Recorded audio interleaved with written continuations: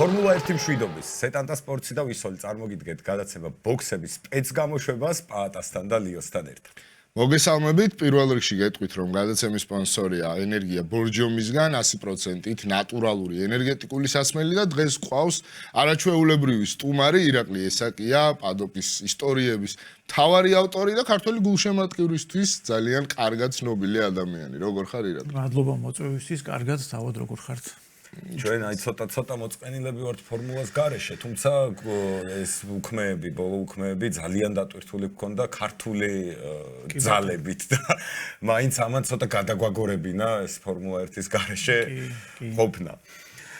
მოდი, რახან ქართველებზე დავიწყეთ ლაპარაკი, გავყვეთ ხო რა მოხდა ბოლო უქმეებზე, გქონდა ნასკარის პირველი ეტაპი რიკარდო ტორმოს სახელობის ტრასაზე და ასევე ფორმულა 4 გქონდა დონინგტონში, სადაც დონინგტონ პარკზე, სადაც მათე კობახიძეს დებიუტი შედგა. დავიწყოთ ნასკარით, როგორ შეაფასებდი შენ მაგალითად აი ზოგადად ნასკარში ქართველების გამოსვლას, რამდენად მნიშვნელოვანია ეს ქართული ავტოსპორტისთვის? იცი რა არის ჩვენ ქართველები ზოგადად განებიურებული არა ვართ ეს საერთაშორისო ტურნირებში, შეჯიბრებებში მონაწილეობით. აი ყველაზე ვარსკვლავური მომენტი რაც იყო ეს დათა ქაჯაია რო TCR-ში იყო და აი მახსოვს ძალიან მაგარი იყო უყურებდით რაღაც აკეთე. ხო ეს ერთგვარი სურპრიზო შარშან რო დაიწყო ეს ყველაფერი ძალიან მოულოდნელი იყო. საერთოდ არც ვიცოდი ეგეთი რაღაცა თუ არსებობდა ეს ნასკარის რაღაცა და წელს რამდენია 4 პილოტი არის ხო? და ერთი ქართული გუნდია, რომლებიც 6-ვე ეტაპზე იქნებიან. ხო, იქ დავამატებ იმას, რომ იმ პერიოდში დათამადე კიდე სანდრო თავართქილაძე იყო აზია ფორმულაში. უბრალოდ ტრანსლირება არ მქონდა, ტრანსლაცია არ მქონდა და ვერ ვუყურებდით ამ ყველაფერს. ისიც საკმაოდ დიდი მოვლენა იყო იმ დროისთვის. კი, სანდროს YouTube-ზე ვნახე მაშინ. ხო, და ძალიან კარგი იყო მახსოვს. კი, შედეგობრივადაც კარგი სეზონი ჰქონდა. უბრალოდ ხო არ იყო საშუალება იმის, რომ ესე ტელევიზორში დამჯდარიყავი და გეყურებინა, როგორც ახლა ნასკარის შემთხვევაშია. კი ბატონო, ხო ეს ძალიან კარგია.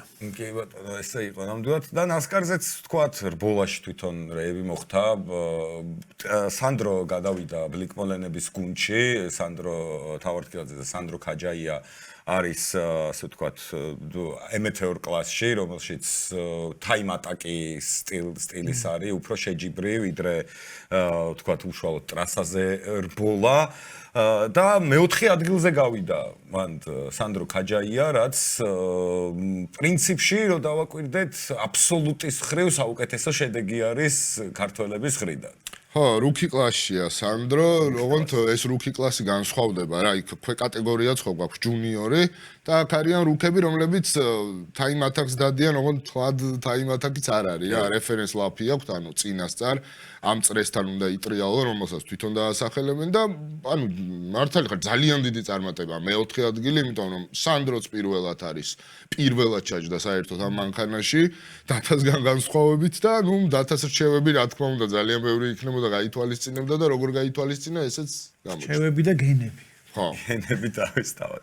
დათას ძალიან არ გაუმართლა მოკლედ არც ერთ დღეს იქ კვალიფიკაცია იარა, თუმცა როგორც კოლხი ჯიარტის წარმომადგენლებმა თქვეს, ტემპი იგივე უნდა ქონოდა დათას რბოლაში, რაც კვალიფიკაციაში იყო.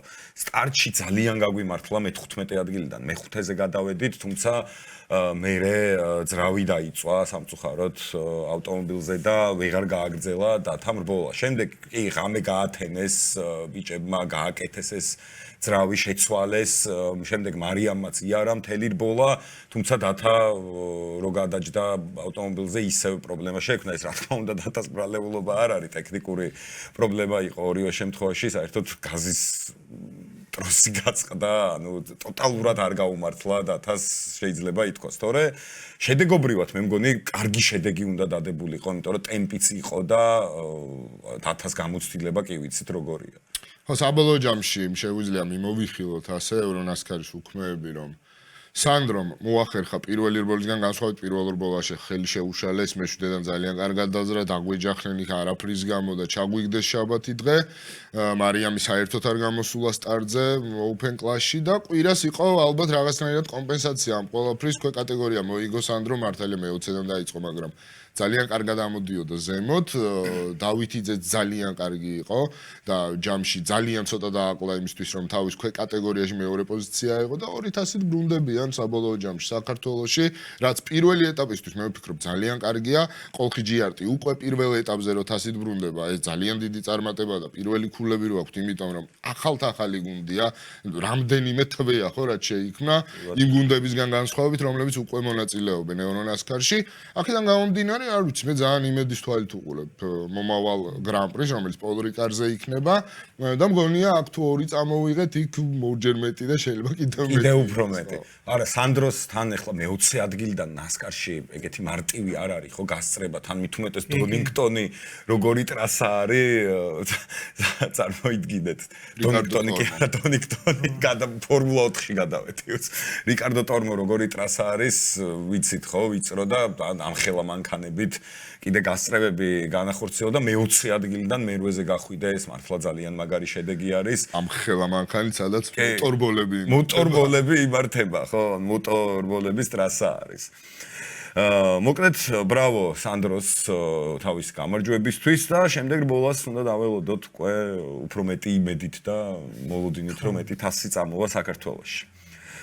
ფორმულა 4-ში წავიდეთ. ფორმულა 4-ში, სადაც ჩვენ ვერ წავალთ, ასაკი აღარ გვიწყობს. ასაკითხო, ნამდვილად ვერ წავალთ. ფორმულა 4-ში, ანუ მე შემიძლია ვთქვა, რომ შეგვიძლია ვიამაყოთ იმით, რომ ანუ ვათე კობახიძემ 3 რბოლა დაასრულა 100%-ით, ხო? თან მით უმეტეს თუ ავიღებთ და პროგრესირებს თან თუ ავიღებთ, ხო, რა ხდება ტრასაზე? ანუ რას შვებიან ერთმანეთს პილოტები და ანუ სრულიად აი რასაც ქვია ტაცებლები არიან, ხო? ეს არის მათი შანსი, რომ ვიღაცამ აღმოაჩინოს. ასე თქვია. ასაკიდან გამომდინარე, ეს ალბათ ყველაზე მაღალი კატეგორია, სადაც სანდროს ხელაბით შეუძლია ხო იყოს და მათეს ხელაბით შეუძლია იყოს და მე რა ვიცი, იმედიანად უყურებ რა, მე პირადად გასაგებია ხა იქ რაღაცა, თქვა, ფურცელზე შედეგები შეიძლება ესეთი არ იყოს. ზუსტად. მაგრამ სიღრმეში თქვა რა ინფორმაცია არის, თქვა რა და როგორ არის ეს გუნდმა იცის ტელემეტრიაზე ჩანს და მე მგონია რომ მე ესეთი შთაბეჭდილება დამჩარო, კმაყოფილი არის სანდროს გუნდი და მისი წარმომადგენლებიც კმაყოფილები არიან. გამოცდილება ძალიან მნიშვნელოვანია ამ ეტაპზე. იქ გამოცდილები ანუ რამდენიმე რუქი არის სანდროსნაირი, მაგრამ ბევრი უკვე მეორე სეზონს ატარებს. მათეს იქ რომ სანდროები ყავს. ძალიან ბევრი სანდრო და რამდენიმე მეორე სეზონსაც ატარებს. შეიძლება მეცაც ხო არიან ტიპები ძალიან გამოცდილები და თან ტრასაც ხო ეხლა დონინგტონი დონინგტონი ძალიან რთული ტრასაა ძალიან. იმასაც გეტყვი რომ ვინც რუქია იქ ბევრად მეტი ტესტი აქვს გაკეთებული მაგ ტრასებზე ბრიტანეთში ვიდრე აქვს მათეს გაკეთებული, ანუ რეალურად ჩვენ მათი არის მხოლოდ ახალბედა იქ, იმიტომ რომ იმდანად იცნობენ ტრასებს, იქ არის საშუალება რომ თანხა გადაიხადო, ახვიდე ტესტებზე და ასე შემდეგ, ხო, ანუ ამის ფუფუნება არის და მოკლედ ხო, ყველაზე ისეთ, როგორ თქვა, ყველაზე ისეთ პირობებში ვართ, ანუ მართლა რომ რქებით გაგვაქვს ყველაფერი. იქ ცხოვრობენ ბოლოს და ბოლოს. ანუ ბევრი არ ცხოვრობს. ხო, მაგრამ და სიარული გაცილებით უფრო მარტივია. ანუ აი რა ვთქვი რა, ტესტებზე ეგ ფუფუნება აქვს, რომ გავიდნენ ბრიტანულ ტრასებზე. დონინგტონთან რაღაცნაირი რთული ტრასა არის, თავისი მაღლების, ცვლილების და ეს მოსახვები რაღაცნაირი რთული ტრასა არის ფორმულა 1-დან. კიდევ ხო რაღაც. არ არის რაღაცა სილვერსტოუნივით რაღაცა მოვლილი დავარცხნილი, რაღაცა ცოტა ძველებური. ხო, ამიტომ იყო რომ ეს ერთხელაც ჩატარდა, იმიტომ ჩატარდა რომ აქ სილვერსტოუნი იყო თამაშ გარეშე, თორე ხო, იმის მერე უბრალოდ გამოვიდა და ემთხა რომ ძალიან მაგარი რბოლა გამოვიდა, თორე იმის მერე არც სენამ გამოიყვანა მან ძალიან. არა მარტო სენამ, მესელიც კარგი იყო, მაგრამ ხო ჯამში მთავაროლში ხა მაინც სენა იყო. მათეზე ვიტყვი იმას, რომ ზუსტად ეგრეა, ფურცელზე შეიძლება ვიღაც დილეტანტმა დახედოს და თქვას, რომ ფულები ვერ ავიღეთ. ეს ვერ ქვენ თარა და თავის ქვე კატეგორიაში აიღო რაღაც ფულები. მაგრამ მთავარი იყო ზუსტად ეგ რაც ლიონ თქვა რა, რომ სამივე ბოლა დამთავრდა. არც ერთი ჯარიმა არ აუღია. ჯარიმა არ აუღია ეგეც, ეგ ძალიან მნიშვნელოვანია. ასევე უტრიალებდით სულ 10 ათეულს და არა ვიყავით 20 ათეულს გარეთ, ხო? პირიქით, როცა 20 ათეულს გარეთ ვიყავით, ყოველთვის ვცდილობდით რომ ამოვსულიყავით მაღლა და ეხლა ბრძოლაში როცა 5 მანქანა იბრძვის ერთად და შენ რომ მანევრს ვცდილობ, ეხლა ის მანევრი თუ არ გამოგივა, ხო არ მოკლავ ადამიანს, არა? მუხრუძე გიწევს ფეხის დაჭერა, ან გაზიდან ფეხის აღება და ამ დროს შეიძლება დაკარგო ის ორი პოზიცია, როგორც ხდებოდა ეს მარტო შემთხვევაში არ ხდებოდა ზედარიგებშიც ასე იყო, ხო? ერთი გასწრების მცდელობა თუ არ გამოგდიოდა, მაშინ უკნიდან მართლა პატარა ზვიგენებივით მოგზდებდნენ და კარგავდი ორ პოზიციას. ანუ ძალიან ინტენსიური სერიაა. პლუს ამას კარგია რომ ბრიტანულ ფორმულა 4-ია მათე, იმიტომ რომ ბევრად მეტი სკაუტი აკვირდება იქაურ დისციპლინას და იმაზე მეტი ვიდრე სიტყვაზე იტალიაში რეგიონალურ ფორმულას და ასე შემდეგ და ამიტომაც არის ანუ აი ჩემი გადმოსახედიდან მირჩევნია რეგიონალურში რაღაცების მოგებას აქ გავიდეს მე-17 ადგილზე. მაგრამ ეს არის უფრო ჰაი კლასი, უფრო მაღალი დონეა და აქ თუ გამოვჩდით, ბევრად მეტი შანსი გვაქვს რომ ვიღაცამ სიტყვაზე ტოპ გუნდმა რაღაც ტესტები შემოგთავაზოს და ასე შემდეგ. მოკლედ გეთანხმებით სრულიად, მეც ძალიან დადებითად ვაფასებ და რაღაცა მათის გამოსვლას და ბრენდ ჰეჯზე უკეთესი იმედი თუ არ. აი ერთ მომენტს დავამატებდი და ყველაზე რთული რაც მათესთვის იყო ეს კვალიფიკაცია იყო, იმიტომ რომ იქ ტრასის ლიმიტების დარღვევის გამო ჯარიმები აიღო და რაღაცა წრეები არ შეეთვალა, ამიტომ გამოვიდა რომ იდგა მე-20 თუ მე-19. თორე 5 ათეულის დრო ქონდა ჩვენ. 5 ათეულის დრო ქონდა. მაგრამ აი უკვე ბოლაში ჯარიმები რო არ აიღო ტრასის ფარგლის დარღვევის გამო, ხო, შეგვიძლია ჩავთვალოთ რომ უცებ გამოვასწორა ეს ნაწილი რა. პროგრესი, ანუ ამ მაგ ბავშვს შეუძლია რაღაც სასწაული სისწრაფით პროგრესი. შეცდომა რაც იყო დაშვებული, ის გამოიტანა შესაბამისი დასკვნები და ბოლაში ბევრს ქონდა, ძალიან ბევრს ქონდა. რა, რამდენი ნახევარს ქონდა ყოველს. ბევრს ქონდა და 10-იანი გოისა სულ პენალტიც ქონდა იმაში რა ქვია პიტლენზე გავლი და ასე შემდეგ. ხო, ადაპტაციის უნარი აქვს სასწაული. ხო, სწრაფად გამოიტანა დასკვნები და სწრაფად შეცვალა, რაც შესაძლებელი იყო და ეს ძალიან კარგი ნიშანი არის, მე ვიტყოდი რა. კი ბატონო, ეს მართლა ძალიან კარგია და უკვე ველოდებით ბრენდ ჰეჯზე როგორ წარიმართება ფორმულა 4-ის რბოლა, მოკლედ დიდი იმედი მაქვს და რაღაცა, პირიქით აი რაღაცნაირი კარგი ემოცია მინდა. რა ლეგენდარული ტრასებია დონინგტონი ხა. აუ ისე აი დონინგტონი, აი ზუსტად მაგიტომ აფრინდა იქ რო დონინგტონია რა, რაღაც ფრინავი ქართველი ხო დაგვემატა ავტოსპორტში ჰოლანდიელთან და ფინელთან ერთად და მან დრო აფრინდა ის ზუსტად მაგიტომ რომ არ არის დავარცხნილი და მოწესრიგებული დონინგტონის მაგალითად უსაფრთხოების ზონა. ანაკვეძეც არის ეგ ფორმულაში სამხტარან ეგრე ლოტუსი გამახსენდა ეგრე. ლოტუსი გვარს არ ვიტყვი ვინც ახტა ის საჭერო. ეს ერთი 20 წლის წინ საჭერო ამოძურა. ახსოვს და ხელში რო დარჩა საჭე დაცემის შემდეგ. და პლუს მაგას ეგეც დავამატოთ, მაგის შემდეგ ანუ ძალიან დიდი შანსი იყო და უეჭველი მიიღებდა მანქანა დაზიანებას და მაგის მერე ტემპსაც დაკარგავდა. მართვაზეც დაეტყო შემდეგ უკვე და აი მაგის მერე მოხდა რომ პოზიციები დაუკარგეთ. მაგ ხელაზე რო ავარდე მაგ სიჩქარეზე, პატა ტემპს კი არა, საერთოდ გაზის პედალს ფეხს ვეღარ დავაჭერი. არა, ხო, მე ვხსნი იმას, რომ ანუ რატო დავკარგეთ პოზიციები. ხო და მათე წარმოიდგინეთ, დაეცა ჯერ, მე ეგრევე ტრასაზე გადმოვიდა და ჩვეულებრივად გააგრძელა რა, თითქოს არაფერი არ მოხდარა, ანუ ამას უნდა სერიოზული რკინის ნერვები. უნდა კი. მოკლედ ველოდებით დიდი იმედით შემდეგ რბოლას. გადავიდეთ ფორმულა 1-ზე. სამეფო რბოლებზე და თქვათ ახალი ნიუსები რა გვაქვს და მთავარი ნიუსი ხო ამბიასე რომელიც 2028-დან აღარ იქნება Red Bull-ში. ხო, ყველა წავიდა რა. ვაშე დარჩა 1 და 7 და მე მგონი ის ვაშე არაფერს მაქნისი არის რა. მაგას ახლა დაუმატეს განყოფილების ხალხი რომ იქნებ რაღაც ეშველოთ. 7-ზე რას ფიქრობ არის ჭორები რომ ფერარის შეიძლება გადავიდეს და არ ვიცი ალბათ ერთ-ერთი ყველაზე დიდი სუსტირგოლი ფერარისაც აქვს წლების განმავლობაში ეს არის ტაქტიკა მაგრამ ფერარის გავლენას თუ გავითვალისწინებთ შმიტი არ გაფუჭდეს იქით ვიდრე ფერარის საკითხი ან ელკანის პირადი ტელეფონი არ დაუდო ხო სადაც ელკანი დაურეკავს და ელკანი გადაწყვეტს თვითონ სტრატეგიას სტრატეგიის მხრივ Ferrari-ს რა გამოასწორებს არ ვიცი რა.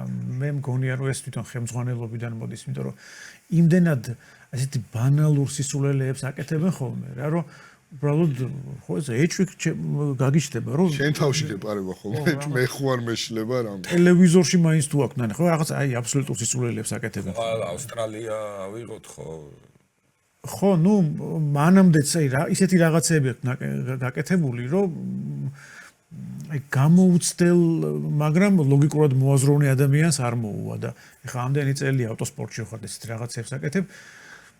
რა ვიცი, ანა შმიდტის აუცილებლობა დგას რეალურად ესე არის ხო, მაგრამ მაგათ რა გამოასწორებს არ ვიცი. ხო, აი მეორე საკითხია მართლა ეგ, ანუ რამდენად იქნება 100%-ით გადაწყვეტილების. ხო, უნდა დაუჯეროს. ხო, ეს მომენტი ალბათ Ferrari-ში. არ ვიცი ხო, რაც შეეხება ლამბიასეს გადასვლა McLaren-ისთვის ძალიან დიდი და კარგი მოთამაშის დამატებას ნიშნავს ეს ერთი. Plus ამას ცოტა ხო არ ეხსნებათ, რას ფიქრობთ, ყარები Max Verstappen-თან დიალოგის მხრივ, რომ გადაიყვანოს კონტრაქტის, არა, ეგ არ მგონია ხა ლამბიასი, იმიტომ ხურდაში მოყვეს. ანუ ძალიან კარგი სპეციალისტია და სერიოზულ პოსტზეც გადადის. უბრალოდ, ანუ ამით ძალიან დიდი ბუსტი ექნებათ, ანუ Max თუ იმეს დაელაპარაკება Red Bull-ის გარდა, ყველაზე ახლოს არის McLaren-ი, ხო, იმიტომ რომ ლამბიასესთან მუშაობდა წლები, ისიც ნათქვამი აქვს, რომ როცა წავა ეს ადამიანი მეც წავალ, მაგრამ ნუ ისე გამოდის, რომ ორივე Red Bull-ში ამოწურავს თავის კონტრაქტს, ლამბიასე უკვე ვიციცად იქნება, აი Max-ის შემთხვევაში ეს ყველაფერი ჯერჯერობით გაურკვეველია. ლამბიასეს გარდა კიდე ორი ისეთი key persona წაიყვანეს, ხო, ახლა ტექნიკური დირექტორი ვინც არის, სახელი აღარ მახსოვს და Sanchez მარშალი, ხო. მარშალი და კიდე აი შმიდტის უფროსი ვინც იყო თავის ეს იყო მთავარი სტრატეგია ადამიანი, იმიტომ ვამბობდი სულ რომ ანა ჩანდა ყოველთვის წინა პლანზე, მაგრამ რეალურად ეს კაცი ძალიან დიდი ტვინი იყო, რომელიც ასევე წავიდა Red Bull-დან. არ ვიცი, ანუ როგორ უნდა შეავსონ ეს დანაკლისი, ანუ აი Max-ის შემთხვევაშიც ვერ ხვდები, კონტრაქტი რო ამოეწურება, რის მიხედვით უნდა განაახლოს კონტრაქტი. თავიდან უნდა დაიწყონ პატაგუნდის მშენებლობა გამოდის რო ესე. ხო და ამ დროს ხო Max-ი კარგავს ამ წლებს, ანუ Max-მაც იცი რა არის, გუნდს ზოგადად ხო ფორმულა 1 რო აიღო, გუნდს იმდენად ხანგრძლივი ისა აქვს სიცოცხლის ისა რა ციკლი. რო ხა პილოტმა ყოველთვის თავის თავს უნდა მიხედოს და თავის გზა ნახოს, იმიტომ რომ თუ დაბერდა ეხა ჟანალეზივით იმ Ferrari-ს და მე აღარავის აღარ დაჭირდა, ხო, როცა ვიღაცა ძლიერი გეძახის, უნდა წახვიდე და რა ვიცი, აბსოლუტურად გეტყვი. შეთავაზებას გიკეთებენ კარგ ფულს და უნდა აიღო ეს ხელფასი და რბოლები მოიგო და ანუ შენ იმას უნდა მიხედო კარიერას რა, თორე ეხა ხო რამდენი წავიდა რიკიარდოები ვიღაცები, Red Bull-ი არის უკვე რამდენი წელიწადი 20 წელიწადზე მეტი არის. თუმცა ტოპ გუნდი იყო და ეხლა რაღაცა შორდება ნელ-ნელა ტოპ გუნდობას. აი რა მომენტი მოიშალასავით რაღაცნაირად. თუ მართლა იყო რეალურად ეს საუბრები Max და Mercedes შორის და მართლა მიდიოდა კონტრაქტის საუბარი, მაშინ ძალიან დიდი სისულელე გააკეთა ხო ამ გადმოსახედიდან, რასაც ვუყურებთ, რომ დარჩა Red Bull-ში. კი. და არ გადავიდა Mercedes-ში, ხო იქ ხა ნიუანსები არ ვიცი კონტრაქტით როგორ შეეძლო დარღვევა, შეეძლო თუ არა გადასვლა და ასე შემდეგ, მაგრამ თუ იყო ამის საშუალება და მართლა აი როგორც ირაკლიმ თქვა, თუ გუნდს არ გადაყვა, ასე ვთქვათ, Max-ი, მაშინ არ ვიცი, ჩვენ ქონდა ინფორმაცია და რაღაც ჭორის დონეზე ვიცოდით, რომ Mercedes-ი ძალიან სწრაფი იქნებოდა, ხო წარმოგიდგენი, ახლა Max რამხელა ინფორმაცია ქონდა, რამდენად მეტი იცოდა ჩვენზე, აი ეს ცოტა მაკვირვებს, ან შეიძლება მართლაც არ იყო სერიოზული საუბარი იმაზე, რომ Max-ი გადმოეყვანათ, მართლა კმაყოფილი იყო ტოტო იმას ქნა რაღაცა ეფლირტავებოდა Max. ხო და ალბათ ეხა ეფლირტავებოდა სადღაც ყურორზე შეხვდნენ ერთმანეთს და მე აყუდი მოაბეს ამ ყველაფერს რა და Mercedes-ში მართლა გადავიდა GT3-ში გამოდის ამ Mercedes-ში ტოტოს უამბობდა იმას რომ კმაყოფილი იყო თავის პილოტებით, მაგრამ არ ვიცი Max-ის ოფცია როცა გაქვს შეიძლება ორივე პილოტი გაწირო მე ესე უყურებ ოღონდ Max-ი გადმოიბირო და აი არ ვიცი ამ შემთხვევაში როგორ გინდა ან ერთი მართლა იყო საუბარი ამაზე, არ იყო საუბარი, უბრალოდ აი ცოტა მეც მაგას ფიქრობ რომ ეგოისტი უნდა იყოს პილოტი რა, ანუ გასაგებია რომ გუნდმა ყველაფერი მოგცა, მაგრამ Hamilton-ი ხო მოიგო McLaren-ში ყველაფერი, დაინახა Mercedes-ში შანსი და წავიდა და ძალიან სწორი გადაწყვეტილება მიიღო, ხო? აი რაღაც მსგავსი ხო არ ემართება Leclerc-ს ასევე რა. რომ დიდი ხანია რაღაც ყოველი წლის იმედით რჩება Ferrari-ში თითქოს. Ferrari-ზე შეყვარებულია ლეკლერი, ხო როგორ მაგრამ სად უნდა წასულიყო რო? ხო, აი ეგეც მეორე ვარიანტია. თუმცა ნუ რა თქმა უნდა ახლა ლეკლერი დიდი ხანია ხო არის ფორმულა 1 2018 წლიდან ფორმულაშია. უკვე რამდენი წელია წარმოიდგინე მე 8 წელია ფორმულაში არის და ამ 8 წლის მანძილზე მე მგონია რომ იყო საშუალებები რომ ლეკლერი სადმე რომელიმე ტოპ გუნდში აღმოჩენილიყო ხო თუმცა იმდენად არის Ferrari-ზე შეყვარებული ეს ადამიანი მგონია რომ რაღაც მომენტი თავშიც არ განიხილავდა რომ ამას კარგი არაფერი მოყვება ლეკლერის ეგეც მესმის თორე რა Ferrari იმას გამოწყურავს როგორც არაერთისთვის გაუკეთებია და მე ვიღაცას მოიყვანს კიდე ახალგაზრდა გაიზრდა გამოსაწურს. ახალ შრალ იმას მოიყვანს. პეტელი გამოაშრეს, გაუშვეს.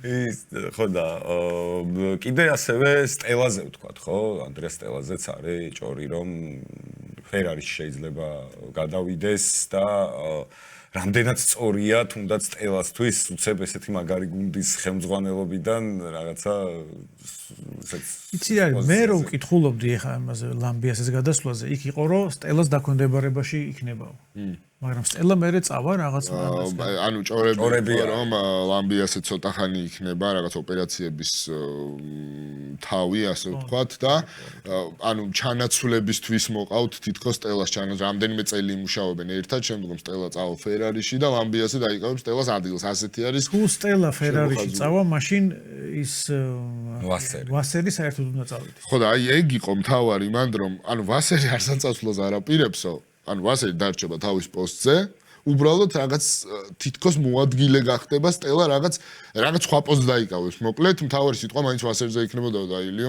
თქვა ზუსტად რომ რამდენად სწორია მაკლარენის ხელმძღვანელი იყო წახვიდე და ვასერს უსმინო და ვასერის ბრძანებები ასრულო არ ვიცი ეს რამდენად აწყობს სტელას მით უმეტეს ვინიცის Ferrari-ში რა ხდება იმაზე კარგად რამდენადაც იცის ანდრეა სტელა მხოლოდ წლები მუშაობდა Ferrari-ში არჩ მე მგონია რომ აი ჭორიჭორა დარჩება და ეს ადამიანი დარჩება მაკლარენში თუ მართლა ხელმძღვანელის პოზიცია აბა ლამბიასეს თუ ამზადებენ ხო აი ეს ჭორი არის ხო არ ვიცი რეალურად რა დეტალები ჩვენ კონტრაქტის არ ვიცი თუმცა საინტერესოა ხო ესე ლამბიასეც როგორი გუნდის ხელმძღვანელი ორგანიზაციული კუთხით Ferrari-ს ცოტა სხვანაირი მენეჯერი ჭირდება ესე მგონია ჟან ტოტის ტიპი ხო რაღაცა სულ ჟან ტოდი ბრაუნის ნაირი დუო ჭირდება ხო მაგრამ ეხლა სტელა არ ვიცი თავის რაღაცა პაპაიას წესებს უწაიღებს იქ და კიდე რაღაცებს დაამატებს Ferrari-ს ეგ გააკლიათ რა კარგი, მოდი განვლ სამი ეტაპის მიხედვით შევაფასოთ გუნდების მდგომარეობა, ანუ ვინ რა სიტუაცია. ერთს დავამატებ, ერთი ნიუსი გამოგჩა ჩვენ ამ ყველაფრის მანძილზე, ამ შესვენების მანძილზე, FIA-სთან აქვს კომუნიკაცია გუნდებს რეგლამენტთან დაკავშირებით და რამდენიმე შეხვედრა უკვე გაიმართა, ტექნიკურ დეტალებზე ისაუბრეს 20 რიცხვშია, ბოლო შეხვედრა ჩანიშნული და იქ უნდა მიიღონ საბოლოო გადაწყვეტილება. კი, დღეს არის 20 რიცხვი და ამაზე ისაუბრებენ დღეს, ანუ მთავარი მომენტი და ბოლო წვეთი იყო ოლიბერმანის კონტაქტი ბარიერთან სუზუკაზე. და არ ვიცი რა საუბრებიც გაიმართა, თითქოს რაღაცეებზე თანხმდებიან, მაქსიც იყო ამ საუბრებში ჩართული ჩვეულებრივად და კონსტრუქციული იყო ეს ყველაფერი, ანუ არანაირი დაძაბულობა, მაქსიც თითქოს შეეგუა იმას, რომ ეს რეგლამენტი იქნება და მაქსი ბრიტანელ ჟურნალისტს რო ხედავს, მან დიძაბება, თორე. ხო, ანუ შეეგუა იმ ყველაფერს, რომ ამ რეგლამენტს უნდა მოერგოს, უნდა განაგრძოს, თვითონაც სწავლა და ზრდა, თუმცა იმას არ მალავს, რომ არ მოწონს და ეს არ არის ის, რისთვისაც ფორმულა 1 შეიქმნა და რაც იყო ფორმულა 1-ში და მთავარი რაც იყო ანუ არსებობს კვალიფიკაციაზე ხრიკი ჰქონდათ Red Bulls და Mercedes ანუ სუპერ კლიფინგამდე თიშავდნენ MG UK-ის და ანუ უცებ ითიშებოდა და არა თანმიმდევრობი და ამით მოიპოვებდნენ უპირატესობას იმ ხრივ რომ როცა ავარიულ რეჟიმში გადაყავს MG UK შემდგომ უკვე cooldown წრეზე ანუ 60 წამით ითიშება რა და ამას ბოლოში ვერ გამოიყენებ ხო შემდეგ წრეზე 60 წამი რომ არ ქონდეს MG UK და ხო და კვალიფიკაციაზე ეს მუშაობს. ეს ხრიკი აუკრძალეს ყოველ შემთხვევაში Red Bulls და Mercedes, არ ვიცი, ამ ხრივაც საინტერესო იქნება, რამდენად დიდ ზეგავლენას ახდენდა Mercedes-ის დროებზე ეს ყველაფერი და პლუს არის ის, რომ Ferraris თურმე ეს FIA-მ ხო შემოიღო ეს წესი სეზონის წინ რომ როგორც 2014-ში ერთი გუნდი გაიქცა ასეთი რაღაც არ ყოფილიყო ყოველი 6 რბოლის შემდეგ შეხედავენ ვის რამდენი ჩამორჩენა აქვს ძრავის მხრივ 2%-იანი 4%-იანი და ასე შემდეგ და აძლევენ იმის უფლებას რომ განახლება დამატებითი ბიუჯეტის განახლება ტოკენებს მიიღებს ტოკენებს არა ფინანსურად განახლებები გააკეთოს ამის საშუალება ექნებათ და ჩემთვის ყველაზე უცნაური იყო ის რომ Ferraris დაახლოებით 20 ხენის ძალიან ჩამორჩენა აქვს საერთოდ და Ford-თანაც კი ჩამორჩენა აქვს ხო ანუ როგორც დაითვალეს Mercedes-ია Ford-ი და შემდგომ Ferrari ანუ Ferraris მისცემენ ამ ყველაფრის უფლებას რომ თანხა დახარჯოს და გააუმჯობესოს ასე ვთქვათ ძრავი ჯამში რა გამოვა არ ვიცი თავარი თემა არის რომ სიმძლავრეს ჩამოუწევენ ელექტროძრავს ამაზეა ახლა საუბარი რომ ხო იმიტომ რომ ვიღაც გუნდებს უნდათ ვიღაც გუნდებს არ უნდათ ხო ხა ვიღაცას ბალანსი აირევა და ეხა ხო უპირატესობა რომ გაქვს და რატო უნდა გინდოდეს რომ ეხლა ჩამოგიწიო ჩვენივრად გრძნობთ ამ სიმძლავრეს საერთოდ არა შენც გითხარი რა შენი აზრი ამ რეგლამენტთან დაკავშირებით ფარე მე პირადად ძალიან არ მომწონს იმიტომ რომ ხო რაღაცა ხელოვნური რაღაცა იცი არის რატომღაც პრობლემა ისე დგას სულ რომ აი გასწრებები არ არის გასწრებები იმდენ იქნეს აი მით რომ გასწრებები საერთოდ ხელოვნური გახდა ის რაც ნორისმა მოყვა მაშინ სუზუკაზე რო იმაზე კასიოს შიკანამდე მის ჰამილტონის გასწრებას არ ვაპირებდიო, მაგრამ მის ძრავის სოფტმა სხვანაირად გადაწყვიტა მეტი სიმძლავრე მომცა, ამიტომ გავასწარი და მე იმაზე აღარ დამჭა ელექტრო სიმძლავრე ფინიშის სწორზე და იმან უკან გადამასვლა. ხა ტელევიზორში რო ყოფთ თქვენს ხო ემოციებს გამოხატოთ და სინამდვილეში რა ხდება? ტიპი ზის და უბრალოდ მის გარეშე ხდება რაღაცეები და ფორმულა 1 ხო ცოტა სხვა რამეზე არის რა რაღაც ესეთ ზღვარზე მაღალ სიჩქარეზე რაღაცა სიარულზე რომ მოსახვევში ნელა შეხვიდე რომ ენერგია დააგროვო რომ მე სწორზე ეს ენერგია გეყოს ეს რაღაცა სხვა ისინი კომპონენტები შემოვიდა ისინი არა რაც ჩვენ გვიყვარს ესე ვთქვათ რა და რაც აკვაფთოვანებდა თავის დროზე ხო სენამ ესე გაიარა და ავიცი ფეტელმა და შუმახერმა და რაღაცა ხო ანუ ჯერთი თვითონ რბოლელები რომ არ არიან ყოფილები და ეხლა ჩვეულებრივად ყველას გვივლია ხო მაღალი სიჩქარით და ეხლა ცდილობს სწორზე რო გადიხარ რაც შეიძლება მეტი სიჩქარე გქონდეს და ამ დროს რო ძრავი უკან მიდის ამ დროს სუპერკლები ხო ეს არის აშინელება პლუს საყურებლად ეხლა ანუ არ ვიცი ანუ დღესდღეობით ბოლიც უფრო დაყავს პილოტი ვიდრე პილოტს დაყავს ბოლიდი ანუ ანუ ერთი მომენტი იყო რომ რაღაცა უნდა შეეცვალათ გავიგე გასწრებების მხრივ რომ გასწრება ყოფილიყო ბევრი მაგრამ არ ვიცი მე მგონია რომ არა ამის ხარჯზე რასაც დღეს ჩემი აზრით უნდა იყოს ბრძოლის საშუალება ანუ ერთი ბოლიდი მეორეს ახლოს უნდა მისდევდეს და პილოტი უნდა ახერხებდეს ამზადებდეს გასწრების სკილი უნდა ჩანდეს ხო ანუ გასწრება როგორც რა ვიცი ხო წვიმაში სიარული ისევე გასწრებაც ერთ-ერთი ის არის რა უნარის კილი პილოტის ხო და ეხლა დაყავთ რაღაცა ხელოვნური მასა. აი და სწორად თქვი მე მგონია ეხლა წვიმას უნდა ველოდოთ რომ ნამდვილი ფორმულა 1 დაბრუნდეს რაღაცნაირად რაღაცა მხრივ მაინც ხო? წვიმას ისე გააკეთეს რომ წვიმაში აღარ დადიან საერთოდ. წვიმის სკილი, გასწრების სკილი რაღაცნაირად უკანა პლანზე გადავიდა. კვალიფიკაციის სკილი დაიკარგა. კვალიფიკაციაზე მე 100%. ლეკლერი საერთოდ არის თუ არა კვალიფიკაციაზე აღარც მახსოვს. 100%-ით გეთანხმებით კვალიფიკაციაზე, თუმცა აი ბოლის ნაწილში ცოტა უფრო მობიერი ვარ ალბათ ამ რეგლამენტის მიმართ ვიდრე დანარჩენი გულშემატკივარი თუმცა არ ვიძახი რომ ვაუ რა მაგარი რეგლამენტია მაგრამ ერთი რაღაცას ვიტყვი რა აი შენთან მაგ კითხვა დიდი ხანია ძალიან ფორმულა აი მითხარი რეგლამენტი რომელიც შეიცვალა და გულშემატკივარი კმაყოფილი დარჩა რომელიმე რეგლამენტი მითხარი რომ არ თქვეს რომ აი წინა ჯობდა უმეტესმა გულშემატკივარმა ხო, შეიძლება, ეხლა არ მახსენდება. შეიძლება კი, მაგრამ ეს ხო უკვე აშკარად რაღაცა ძალიან ისეთ ეხა ლეგენდარულ 130R-ში მასე ფორმულა 1-ის ბოლიდებზე სწრაფად იაპონური სუპერ ფორმულას ბოლიდები რო დადიან, ხო რაღაცა არ მიდის, ხო რაღაცა სწორი გზით რა გზაა თორე. შეიძლება მე გიპასუხო მაგაზე. ანუ ყოფილი შეიძლება არ ყოფილან, მაგრამ აი 2014 რომ ავიღოთ, სადაც Mercedes ქონდა დომინაცია რა. იქ ლანძღვა და აგრესია მიდიოდა Mercedes-ზე. უფრო ვიდრე ფორმულა 1-ზე. მიდიოდა. ხო, ჰიბრიდი. არაკ კი ხმა. ხო, მაგრამ ესე ამ დოზით რომ ფორმულა 1 და FIA-ს ლანძღავდნენ რომ ეს რა არის, მე არ მახსოვს. ბოლო წლებში ყოველ შემთხვევაში არ მახსოვს. მაინც იყო იქ რა, აი თუნდაც ორმაგი დიფუზორის მომენტი რომ ავიღოთ რა. იქ ერთმა გააკეთა, მაგრამ მეორეებიც დაეწივნენ მალევე და გააკეთეს. მან დიცი რა მახსოვს? რა არის ეს ბოლიდი, ეს აეროდინამიკა რომ მოაშორეს, რას დაემსგავსა, მერე ჰალო დაამატეს, რას გავს ეს ჰალო, მერე ის DRS-ი დაამატეს, რა გვინდა ეს DRS-ი, ანუ აი მუდმივ მე არ მახსენდება რომ საბოლოო ჯამში ეჩვევა. ეჩვევა კი. მე არ ვიცი, მე შევცვლიდი კვალიფიკაციას, ნებისმიერ შემთხვევაში შევცვლიდი, იმიტომ რომ კვალიფიკაცია ძალიან ინტენსიური იყო.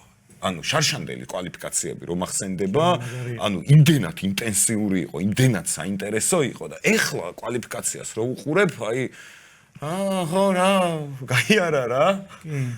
ხო, ეხლა მაგიტომაც მე გაჯოულების შეცვალეს, იქნებ მაგით ეშველოსო, მაგრამ არ ვიცი. ხო, ყოველ შემთხვევაში ეხლა კარგი რომ არ არის ეს რეგლამენტი თვითონაც ხდებიან და იმიტომაც ხდება ამდენი შეხვედრა. იდეალური ნადათ არა. არა, იდეალური კი არა და ცუდია მე პირდაპირ ვიტყოდი, იმიტომაც დგანან და თვითონაც ახლა ცდილობენ რომ რაღაც გამოასწორონ, ანუ თვითონაც არ იცოდნენ არა, ეგ თავისთავად. ხო და აი თვითონაც არ იცოდნენ რეალურად საბოლოო ჯამში რა გამოვიდოდა რა და მე მგონია რომ იმაზე ცუდი გამოვიდა ვიდრე ელოდნენ. იმიტომაც არის, ხო, ეხლა თვითონ მიდიან დათმობაზე, იმიტომ რომ მართლა საფიქათოა, მართლა არ არის ეს ის იტანჯებიან, ხო? ანუ ერთ მომენტში ყოფნით. ხო, ეხლა რაც ბერმანს და მანამდე ავსტრალიაში ოკონს ხო და რაც კიდე არ გაყმაურდა. და რეპორტაჟის დროს რაღაცებს გვიმალავდნენ. კიდე ანუ იყო იქ ხრიკები რა და ხო, საბოლოო ჯამში ეხლა ელექტრო რომ არ გაქრება. ორი ხალხია ხელმძღვანელი. ხო. მაგრამ უკეთეს დარჩანს. შვედიერი. რაღაცა საბაზისო რა, ანუ კვალიფიკაცია ყველა ვარიანტში უნდა შეიცვალოს და ეს სუპერ კლიპინგის ამბავი, რომ ყველაზე გრძელი სწორი მონაკვეთის ბოლოს 50-60 კმ/სთ სიჩქარე არ უნდა იკარგებოდეს, აი ეს ორი რაღაცა უეჭველი ხო და აი ამაზე მუშაობენ რომ სიმძლავრეს როცა დააგდებენ აღარც დაჭირდება რა სუპერ კლიპინგი ასე ხშირად და აი ამას ცდილობენ ახლა რეალურად რა და ხო ეგ თუ არ იქნება ანუ გასწრებების მხრივ პირიქით პრეტენზია არავის არ გვაქვს პირიქით კარგია უბრალოდ უფრო ბუნებრივი გახდება გასწრებები რა და ეს იქნება მაგაში გეთანხმები ასე ეგ სუპერ კლიპინგზე და კვალიფიკაციაზე მაქვს ყველაზე დიდი პრეტენზია დარჩენს სანახაობაზე არანაირი პრეტენზია არ მაქვს ჯერ ეს ორი გამოასწორონ დანარჩენზე მე 2014 მახსოვს, ანუ ხმაზე ისეთი ამბავი ატყდა, რომ ეს რა არისო, რა ხმაა. ის დაუყენეს, მე მგონი დაუყენეს კიდევ. სატესტო იყო კი. საქსაფონი ეკეთა. იმიტომ რომ მაშინ იმხელა უცებ მაშინ ამხელა უცებ ჩამოვარდა, ხო, წვილიდან გახდა სხვა ხმა საერთოდ. პირველი 10-დან რომ უცებ იმაზე გადახვალო ხა. ჰიბრიდზე, პრიუსზე. აი, მოდი განვილ სამრბოლას გავყვეთ და ირა, შენს უნდა შეაფასო გუნდები სხვადასხვანაირად და მოდი დაიწყე კადილაკით. კადილაკზე როგორ შეაფასებ? კითხვა მაქვს, ხა მე უბრალოდ რაღაც არ მიმიდევნებია თვალი. ეს შასი რაც აქვს, თავის გაკეთებული არის? მე კადილაკია. ძრავია ფერარი. ხო. აი ყოველ შემთხვევაში ეგრე ვიცი. ხო, იცი რა არის? აი თავის ძოზე ჰაასი რომ მოვიდა და ამან მისცა საშუალება რომ ესეთი განწირული აუთსაიდერი არ ყოფილიყო. მაშინ მაგათმა ხო ფერარის შასი აიღეს და მეორე კომპონენტი შასიდან ფერარი იყო თეთრაჩევებინა. ხო და აი ეს კადილაკის გზა მიკვირს ესე რო აკეთებენ რაღაცა 90-იანი წლების თავის შასი რამ გააკეთებინა თვითონ რამე გამოცდილება ჰქონდათ რამე ინჟინერები ყავდათ სხვა სერიები ხო აქვთ მაინც და ეხა ჰაასი მაინც პრინციპში ჰაასაც ჰქონდა მაგრამ ხო არ ვიცი ეთქობა რაღაცა უფრო მჭიდრო თანამშრომლობა რო ჰქონდა თუნდაც ფერარისთან ხო მაშინ შემოსვლიდანვე სადღაც ეს არ იქნებოდა რა დიდი სხვაობა რა იმაში. ხო არ არის გამორიცხული რომ ეხლაც იყოს. უბრალოდ ესე არ გაჟღერებულა პრესაში რომ შასიც ფერარია და ძრავიც, ანუ ძრავი ხო უეჭველა თვითონ 3 წელი ფერარი ექნება. მაგრამ როგორ ჩანს, ჰქონდათ საშუალება, ჰქონდათ ამის ფუფუნება რომ ძარა შეექმნათ და უბრალოდ აი აქ ძალიან გამოადგათ ფერარი, იმიტომ რომ ხო ეხა აი ძრავზე არ ვიცი ძალიან გაუჭირდებოდათ რომ ფერარი არა ეღოთ და თავისი ძრავი ხო და მე მგონია რომ ძალიან ჭკვიანურად მოიქცნენ არა ძრავი, რა თქმა უნდა, სხვისი ახლა თვითონ ესეთი რთული რეგლამენტის ძრავი, სხვათა შორის ხო რენომაც ვერ გაბედა, ხო ფული არ დახარჯა ამაში, რომ რაღაცა ამხელა ისინი ეკეთებინა, ხო? და თქვა Mercedes-ზე გადავიდა, მე თქვა ოდესმე თუ ეს ვეათები თუ ვერვა თუ რაღაცები ატმოსფერულები თუ შემოვა, მე ალბათ Renault დააბრუნებს თავის ტექნოლოგიაზე რაღაცა ხა. ატმოსფერული ძალიან საერთო. ხო, ანუ მანდ ერთადერთი ეკოლოგიური საწვავი თუ იქნება თორე. ისე თუ აკეთებენ ამ ეკოლოგიურ საწვავი თუ არა საერთოდ რაღაც უნდა ეს ჰიბრიდი. ტოტოს უნდა და არ არის, ტოტოს უნდა და იქ ჩინური ხელა ბაზარი. ხო, ბაზარი. ხო, როგორ ხო, იმ ჩინურმა ხო შიდაწვის ძრავი უნდა გააკეთოს. ის უფრო კარგად რო გამოსდის. იმას იყიდის ვიღაცისგან და იმას გააკეთებს. კომპონენტს აი ხა აუდის შემთხვევაში ერთადერთი აუდია ხო რომელმაც გაბედა ეგრევე მოვიდა ძრავით, მაგრამ აუდის როდიდან ხონდა ხო ეგ პროექტი? საერთოდ მე მგონი ეს რეგლამენტი აუდისთან შეათანხმეს. ესე მგონია ხოლმე რა. არ შეათანხმეს კიდევაც. ხო, ანუ იყო ეგ აუდი არ მოდიოდა MGU-ში თუ დარჩებოდა. ხო, ძრავის წარმოებლები მაშ თავიდანვე იყვნენ. MGU-ში დენად თული ტექნოლოგია იყო, რომ ამას ფულს არ დავხო. ჯერ ამდენი გააქციეს MGU-ში. და აი MGU-ში იყო მგონია ერთ-ერთი ყველაზე დიდი შეცდომა ფორმულა 1-ის, რაც კი დაუშვია და რამდენი წლის მანძილზე იყო ეს ანუ ზოგადად ეგრე ხო არის ეგრე რომ ტექნოლოგია რაღაც კეთდება, მერე იხვეწება და იაფთება, ხო? და ეს ვერ დაიხვეწა, ვერც გაიაფთა, ანუ ვერაფერი ვერ გაუკეთეს ამ კომპონენტს. წავიდეთ ალპინში, ალპინზე რას თქვენ? ალპინის ყველაზე სუსტი წერტილი არის კოლაპინტო. ეგრე ფიქრობ. და ალბათ ფლავიოს ასაკი, მეტი სუსტი წერტილი ისეთი შარშანელთან შედარებით ეხლა ფლავიოს ასაკმა ხوار გამოიწვია კოლაპინტო. კოლაპინტოს სპონსორებმა გამოიწვიეს, თორე უკეთესი გუნდი რო იყოს, ალბათ ფლავიო ხვალვე გაუშვებდა კოლაპინტოზე მოიყვანდა ვიღაცა. არა დაახს რაღაც, არ ვიცი. მეც რაღაცას ხედავ, აი, თლად სერჯენტი არ არის. არა, სერჯენტი ნახდად არ არის. არა, სერჯენტს ის ადეკვატურობა აკლდა საერთოდ. მაგის ბიძა იყო, ხო იცი იმას ამერიკულ შეიარაღებას აფინანსებდა. ანუ იმ ხელა ფული ქონდა ბიძამის. უბანის ბიძას? სერჯენტის. ხო, და მაინც ვერაფერი ვერ ქნა. ამ ხელა ფულითაც კი ვერაფერი ვერ ქნა წა. ლატიფიც ხო ის იყო საკმაოდ. ლატიფის მამა მაკლარენის მეწილე იყო კაც საერთოდ და მაკლარენში გადმოსვლაზეც ფიქრობდნენ. ლაპარაკობ გადავრჩი. რატო ეხლა გეყოლებოდა ლატიფი? და ნორისი. აი ნორისთან მინდა ეხლა ლატიფის. არა ხო და არ მინდა არაფერი, ანუ ლატიფი და ნორისი მეყოლებოდა, ნორის ჩემპიონი არის კი, მაგრამ ეხლა ლატიფი რაღაც ლატიფი რო იმზეს ტიტულის ის მაკლარენი. პიასტრი რო სუპერ ფორმულაში დადის იმ. ეთილი წავიდეთ მაშინ აუდიში და აუდიზე გითხარი, აბა რას ფიქრობ? ვიცი, ასტონი გამოვტოვე? ასტონი მოვა. ასტონი უკვე სინაწლის კლასიფიკაციის გასაგებია. ესე მაღლა იყო ასტონი. მაინც იყოს მაღლა. აუდიზე რა ვიცი, რა უნდა ვთქვა. ეს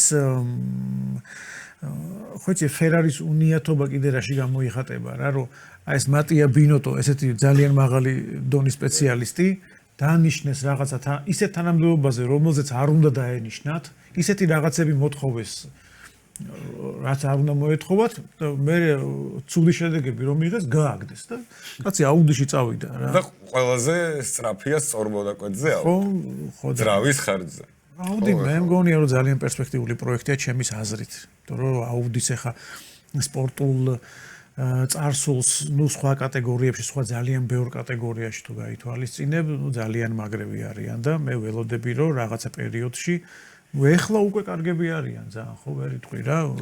ანუ იმის და გათვალისწინებით რომ ეს ამ გუნდს აქვს თავისი ძრავი, რომელიც არის ახალი, საერთოდ ძალიან კარგად გამოიყურება. ერთადერთი ხო დიდი ტურბინის გამო სტარტების პრობლემა აქვს. სტარტების პრობლემა აქვს სერიოზული. წელს ეგ ალბათ არ გამოსწორდებაო ხო ბინოტომ თუ რაღაცა. სტარტზე მოკლედ აუდი სულ წააგებს პოზიციას. თელი წელი შეიძლება მე-5 იდგეს და მე-15 გადავიდეს. მაგრამ ისე ძალიან ნორმალური მანქანა. თუმცა სწორზე ექნება სტრაფი. სწორზე ხო ძალიან სწრაფი მონცა არ ვიცი მონცაზე აუდი შეიძლება სურპრიზით შემოგთავაზოს ზაუბერძ გაიხსენე რა კარგი იყო ხო მონცა მაინც რავის ტრასა არის და ზაუბერძ კარგი იყო მაგის თქმა მინდა ანუ ბორტოლეტო ერთ-ერთი იზრბოლა იყო სადაც ბორტოლეტო ძალიან კარგი ისე პილოტებზე რას კარგი პილოტები იყოს კარგი შემადგენლობა ბორტოლეტო ძალიან კარგი კარგი ბიჭი არის და ნიკოც ძალიან კარგი ბიჭი არის უბრალოდ შეცდომებს უშვებენ სხვა შორის ბევრ სტრატეგიულს აუდი და უბრალოდ ჯერ არ ჩანს იმდენად კარგად იმიტომ რომ არ არის ლიდერებში პილოტოს ყავს ვიღაც გადმოყვანილი ფერარი მოკლედ აუდი ჩავამთავრეთ ჰასის პროგრესზე რას თქვი ჰასზე გადავიდეთ მაგრამ ჰასი ესე მგონია რომ ძალიან ესე დაადგა გზას ტოიოტასკენ ეს გაზო რეისინგი ხო გაზოქვია ხო შეიძლება მაგის სპონსორები გახდა ალბათ რაღაცა შეიძლება ფინანსურ დონეზეც მონაწილეობს გუნდის ფინანსურ დონეზე და შტუტგარტში აქვს ტექნოლოგიური ბაზა სადაც სანამ ამერიკი და რაღაცას ჩამოიტანენ ეხმარებიან მაგ მხრივ ხო მე მგონია რა ვიცი კარგი ვერ იტყვი რა ისეთი ძლიერი საშუალო დონის გუნდი არის ოლიზერას ფაქტორი ძალიან კარგი ბიჭი არის კარგი ანუ ჩვენთვის როგორც ესეთ შემფასებელი მაყურებლისთვის მნიშვნელოვანი არის რომ აი ეხლა როგორც დაიწყო სეზონი ხო პირველი რბოლები როგორც ჩაატარა მთელ სეზონს თუ ესე დონეზე ჩაატარებს ვიტყვით რომ ბერმანი ძალიან ტოპ პილოტი ძალიან კარგი ბიჭი არის თან ჩავარდნები არ უნდა კონდეს აუხნა აი რა უკა შარშადელი სეზონის მეორე ნახევრიდან ოკონი გააქვს ოკონი რაღაცა და ჭრილში არის ხო აცადე ჯერ ახალგაზრდა ალპინში უფრო ჩანდა ოკონი ვიდრე გასლისთან ხო გასლისთან უფრო ჩანდა ანუ შენ რას ძახი რომ გასლის ბერმანი ესე მოუგებს როგორც ოკონს უარესად აჰა მივედით ასტონ მარტინამდე შენ მაინც გითხარი შენ მაინც გითხარი შავი სამკლაურით უნდა მოვსულიყო არ ვიცი იცი რა არის აი იმ პერიოდში როცა თქო მერსედესი დომინირებდა და ნიუი ფერმაში რედბულში იყო რედბულს ყოველთვის ძალიან მაღალი დონის შასი ჰქონდა უბრალოდ რენოს ძრავი არ ვარგოდა და ამიტომ აგებდა რა რედბული ეხლა როგორი სიტუაცია არ ვიცი ის ძრავი რაღაცა საოცრება გააკეთეს ხო ანტისაოცრება ხო ესეთი ვიბრაციები რაღაცები ხო წყალებში ხო რაღაცა შასის ამბავი როგორი არის იცით აი ეგ არის ჰონდა აბრალებს ნიუის რომ ჩვენ გვაბრალებენ ყველაფერს რომ ეხა ჩვენ რო ძრავი გავაკეთოთ მანქანა ნამდვილად ვერ გაფრინდებაო იქ ნიუი ძახის რომ შეიძლება ტოპები არ ვიყოთ კარგი ძრავით მაგრამ მე-5 მე-4 ადგილის მანქანა არისო და მოკლედ ახლა არიან ერთმანეთის გადაბრალებაში ანუ მე-5 მე-4 ადგილი რა ცუდი არის ხო და ანუ მოლოდინი იყო ძალიან დიდი რა ასტონ მარტინზე აქ ეს იყო რა მთავარი ნიუი რაღაც ალონსო ჩემპიონატს მოიგებს შემდეგ წელს თავის შემდეგი მოგებები ექნება და ასე შემდეგ და აღმოჩნდა რომ ალონსო საერთოდ გვავიწყდება ხოლმე ტრანსლაციის დროს საერთოდ აღარ ხედავთ ალონსოს და სტროლს ხო რა ძალიან სამწუხაროა მით უმეტეს ალონსო უკვე ამხელა ასაკშია ხო ვეტერანია და შეიძლება ბოლო წელიც არის ხო და არ არის გამორიცხული მით უმეტეს ახლა ოჯახში მატება აქვს 44 წლის არის ახლა ბოლოს და ბოლოს აი ჰა 1 წელიც თუ 44-ის არ არის ხო 44-ის არის ხო და საბოლოო ჯამში ეს პრობლემა მე არ მგონია დიდი ხნით ისა მალე მოგვარდეს და ასეც იქნება სავარაუდოდ და არ ვიცი ასტონის საშველი მგონია რომ არ ჩანს ერთ-ერთი ყველაზე ცუდი თანამედროვე ფორმულას რაც აქვს ეს არის რომ მეების ტესტების და განვითარების ნაწილი არის ძალიან შეზღუდული. იმიტომ რომ ესეთი ძრავი რაც გააკეთა Honda ან მაშინ Honda რაც ან კიდაც ძველი McLaren Honda-ს პერიოდი. მე მგონი ის აქვთ მოტანილი უბრალოდ ახლა ისეთი შტაბეჭდილება მრჩება. ალონსოს მოუტანეს. ლენტით. ანუ აი ესეთი ძრავის გამოსწორება ალბათ რაღაც ერთ თვეში, ორ თვეში შესაძლებელი იქნებოდა ძველებური სტილი რო იყოს. საერთოდ ახალ ძრავს გააკეთებდნენ ტიპები რა. ტესტირება იქნებოდა, სტენდზე მუშაობა იქნებოდა.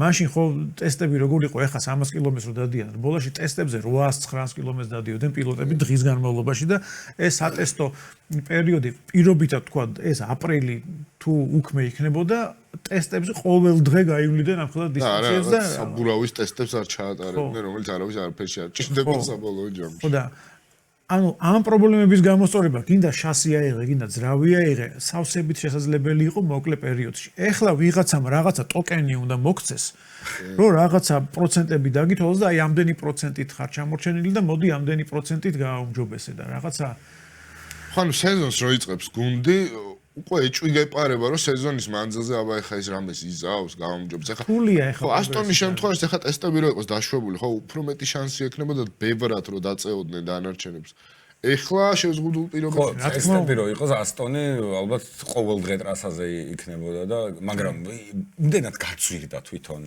ფორმულა 1 და ეს ტექნოლოგიები რომ ფული სადახარჯონ არიციან ისე აქვთ ხო რა ქვია ანუ მართალი ხარ ხო ეს იყო რა ძირითადი ტესტების შეზღუდვა ხა მერსედესი რო 100 ტესტს გააკეთებს სიტყვაზე იქ ჰაასი ვერ გააკეთებს მაგდენ თანაფარდობა რო ყოფილიყო ამ ხრი მაგიტომ იყო აკრძალული მაგრამ არც ფორმულა 1 ყოველთვის საბოლოო ჯამში 90-იანი წლები რო იყო ტოპ გუნდსა და ჰაასის დონის გუნდ შორის რა სხვაობაც იყო იგივე დარჩა ტესტები მოიხსნა რა მაგას ვამბობ ანუ მაინც იგივეა და არაძლევ მერსედეს სიტყვაზე საშუალებას რომ განვითარდეს ჰას ანუ იგივე პირობებშიც იგივე ხდება და ანუ რა მნიშვნელობა აქვს მაგას ვერ ხვდები სხვაობები მაინც ნაკლები არის მოდი ახლა ვაღიაროთ სხვაობა ხო არის ანუ მაინც არის ანუ სხვაობა არის მე შარშანდელი სეზონი ავიღოთ ხა კვალიფიკაციაში 20-ეული რო ერთ წამში არის იქ პირველიდან მეორეში მაშინ ერთ წამში შეიძლება იმ ხელა სხვაობა ყოფილიყო რომ წამზე მეტი თქვა პირველსა და მეორე ხო წამზე მეტი ხსენა მაშინ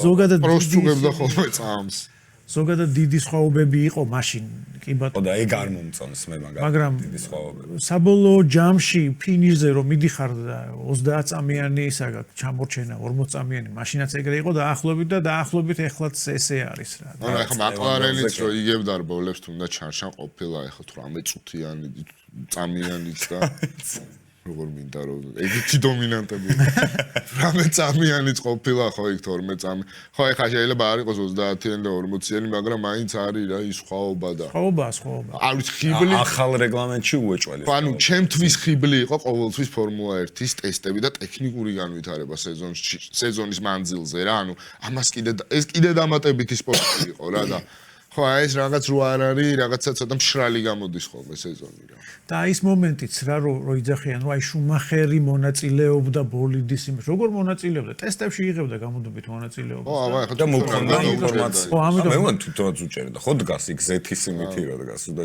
რაღაც არა ინფორმაცია ეხლა რაღაცა 1000-ის რო აქვს რა ვიცი ქართულად ინფორმაციის გადამცემი ბოლიც მაშინ ეს მთელი ინფორმაცია ხო სენსორი ხო მაშინ პილოტს მოქონდა და აი ამ ტესტების შედეგად ვითარდებოდა შეიძლებოდა საერთოდ ერთი ბოლიდი ყოლოდა სეზონის დასაწყისში და სეზონის შუიდან მეორე ნახევრიდან ყოლოდა უკვე საერთოდ ახალი სხვა მანქანა აეწყო გუნდს რა. ანუ შუმახერს დიდი პლუსი ის ქონდა რომ მაგას თუ დანიშნულოვანია ხა შუმახერი მოგიტანს ინფორმაციას თუ ტაკუმასატო შუმახერს ყოველთვის ქონდა ძალიან მასატო აირჩი.